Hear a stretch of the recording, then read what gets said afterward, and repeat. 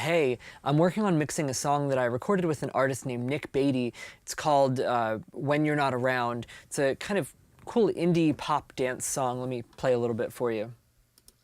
We've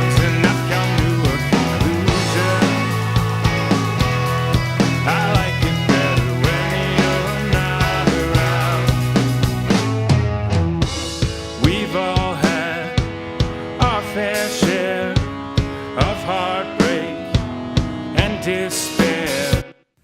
So I've got the mix in a place I'm fairly happy with, but I want to give the kick a little extra attention. I mic'd it with a Beta 52 pretty far into the kick drum to get a lot of the beater attack of the drum. And I did this so the kick would cut through the choruses, which are very dense and guitar heavy.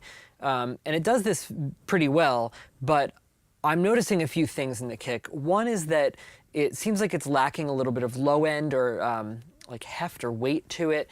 It's also a little less consistent than I might want it for a poppy track like this, where I kind of want each hit to really punch through pretty evenly.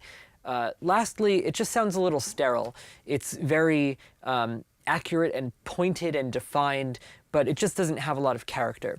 So one way I might go about addressing this is to reach for an EQ to boost some low end and then go into maybe a clean compressor or light limiter to just kind of level things out, and then go into like a vintage compressor or something to give it you know, some saturation and just a little extra character. But this seemed like the perfect opportunity to reach for the 15 IPS, which is a tape saturation color. So I'm going to loop the second verse of this song, and I'll start with it not engaged, and then partway through I'll engage the 15 IPS, and just take a listen for what it does to the kick. We've all had our fair share of heartbreak and despair. I hope this was different, but truth is it. So it's a somewhat subtle thing, but to me it seems like it instantly gives it this kind of pillowy low end. It rounds the transient and compresses it a bit so that it's not so sharply pointed, and just kind of sinks it back and makes it feel a little heavier. So let me play that for you again. I'll flip it in and out and just take a listen. Try to listen for the weight of the kick drum. We've all had our fair share of heartbreak and despair. I hope this was different, but truth is it. So for me, that really feels like it's doing the trick in the mix.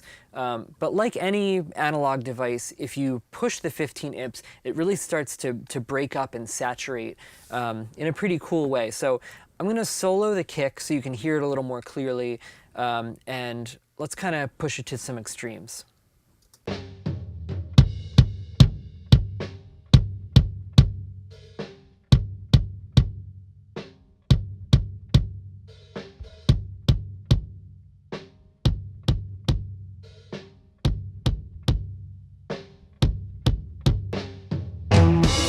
We've all had our fair share of heartbreak and despair. I hope this was different, but truth is it.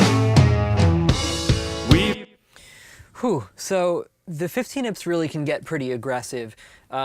To my ear in this mix, I think it works a little better on the subtler settings. So it kind of just improves and lifts the low end and puts the kick in its place without it sinking too far back in the song. But try it for yourself and see what you like it on, and you know, let me know what you come across. Thanks.